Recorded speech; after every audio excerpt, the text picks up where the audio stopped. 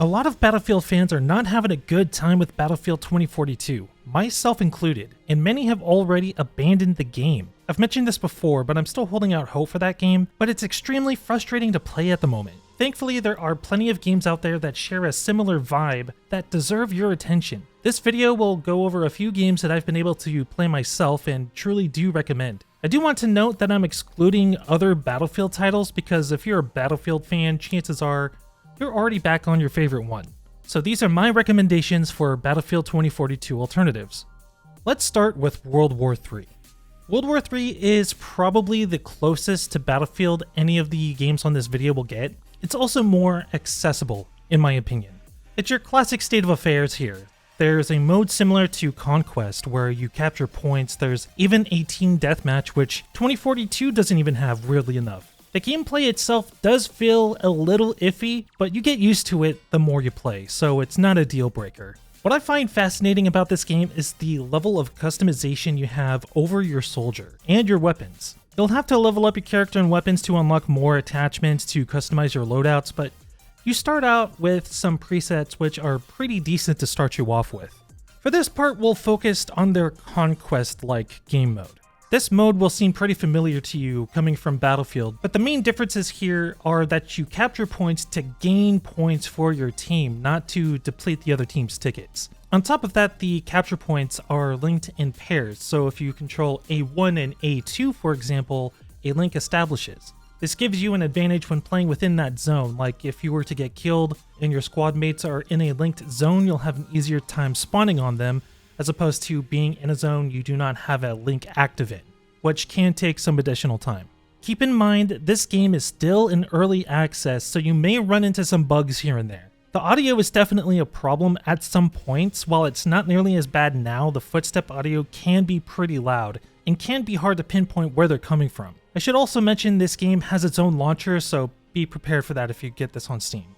I recommend checking out some more gameplay before pulling the trigger on this one, but I personally feel like this game will get better with time. Next up is Squad. While this game is basically two armies fighting for map dominance to drain enemy tickets, much like Battlefield's Conquest, Squad leans more into the military sim or milsim subgenre of tactical shooters. You don't customize your loadouts, the TTK, the time to kill, is very low, and you're more than likely going to spend some time figuring out how things work, as there is a lot to do in this game. First things first, Squad simulates a military hierarchy. There is a commander that oversees and orders all squads around during the game, squad leaders that relay the orders, and finally the squad as a whole, which can also be divided into smaller fire teams. In most shooters where there is a commander role involved, players usually still run around and do their own thing, but in Squad, you'll want to listen to your commander and squad leader as teamwork is paramount. This leads me to my next topic for this game, squad cohesion. When you join a squad, you'll be able to play a number of different classes, most of which will be pretty straightforward. Each class will have a specific role to play, so you'll want to make sure you keep up with your tasks. For example, I love playing the medic, so I do my best to keep my squad topped off on health and revived any downed squad or teammates. The squad leader is also its own role with its own kit. And playing a squad leader can be pretty intimidating if you're not used to leading a team. If you ever anticipate playing this role, I recommend watching this video by Mr. Atomic Duck, as it goes over the role and how to play it pretty well. I'll have an info card if you want to check it out. Now that we got the basics out of the way, there are some things you'll want to know before going into Squad that change how you'll play this, as opposed to how you usually go into a Battlefield game. First, supplies. You won't have infinite ammo over the course of the game.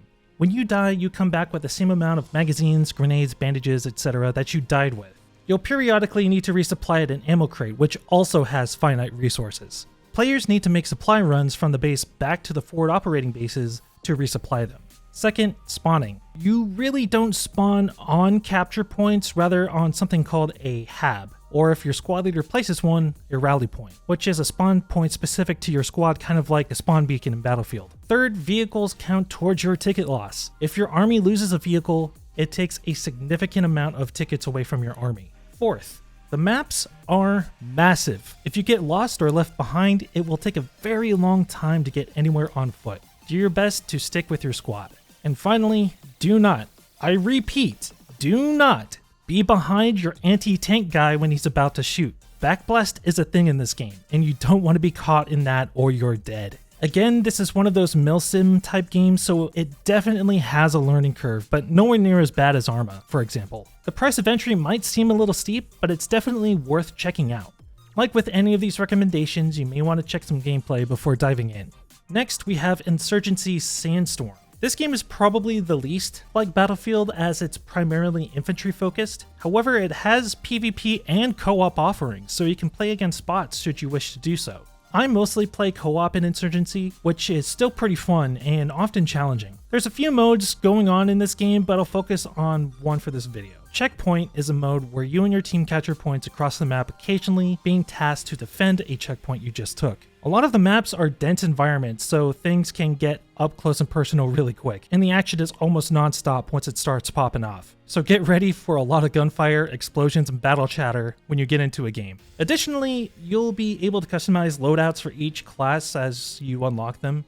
It's pretty straightforward, though the night vision aspect might get a little confusing. On top of loadouts, you can customize your look for both the security and insurgency factions. You can unlock more options for cosmetics by leveling up or buying them with in-game currency. Of course, there are some microtransactions, but I'd be more surprised if there weren't any. I feel like Insurgency is a good balance between casual and the tactical FPS. You have a lot of features you'd find in a tactical FPS like leaning, low TTK, encouraging moving as a unit. Hell, you even have a weight budget for your loadout, so you don't always go in with everything. However, it's still pretty accessible, so even if you're a casual player, Insurgency is a good entry point into the tactical shooter. Even better is that this game is available on consoles, so if you have an Xbox Series X or S or PS5, definitely check it out.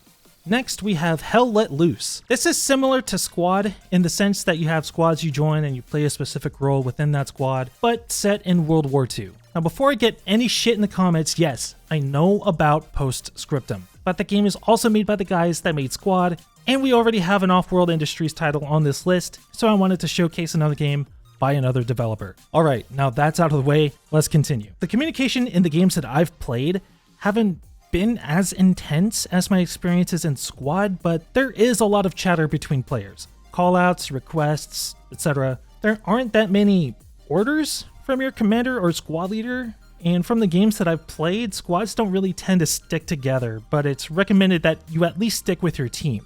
There are a lot of maps with open spaces which can lead to you getting singled out if you're not with other players on your team. Granted, it does get somewhat frustrating when you spawn and have to travel a long distance by foot just to get taken out and have to do the same trek again. It's for this reason that I rarely waited for a medic, as there usually wouldn't be any other teammates around, so I just gave up and respawned again. It's also difficult to spot enemies, so I recommend going at a slower pace if you can. Now, you probably noticed by now the footage that I've been showing looks like it has a lower frame rate. There's this weird bug or something that affects your frame rate, and there are Reddit posts that offers fixes for it.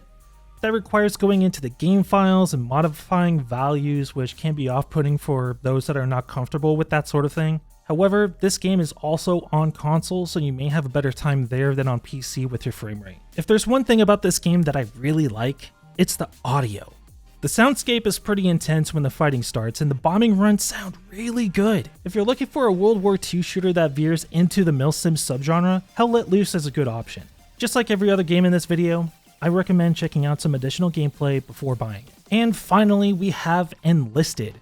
This one is pretty unique, yet still pretty accessible. What sets Enlisted apart from other games is that you have an AI squad that follows you around, and that you can actively switch between soldiers with. While it's a pretty neat feature, my playtime rarely saw me swapping between soldiers or having them really make a difference in battle. They're more like a glorified spawn point. That is, assuming the rest of the squad didn't get wiped out before you do. In my time playing, I noticed my AI squad would get killed rather quickly, so I didn't get a chance to swap when I ended up dying. Despite all of that, you do get different squads that you can level up, outfit with different weapons and the like, which is pretty interesting and a fun metagame. The more you play, you'll get tokens to boost your squad's numbers, unlock secondary slots, things like that. And the more you level up, of course, the more weapons you unlock. I'm still pretty early on in my leveling process, so I'm stuck with bolt-action rifles for right now. If there's one thing I wanted to kind of complain about, it's the ammo. I've had on several occasions had to scrounge for ammo or weapons to swap between because I would constantly run out of ammo during a fight. I'm not sure if there are ammo dumps or caches or anything like that, but it was pretty annoying to have to look for ammo after a fight. In the end, it is a free-to-play game, so I'd say it's worth checking out if you haven't tried it already.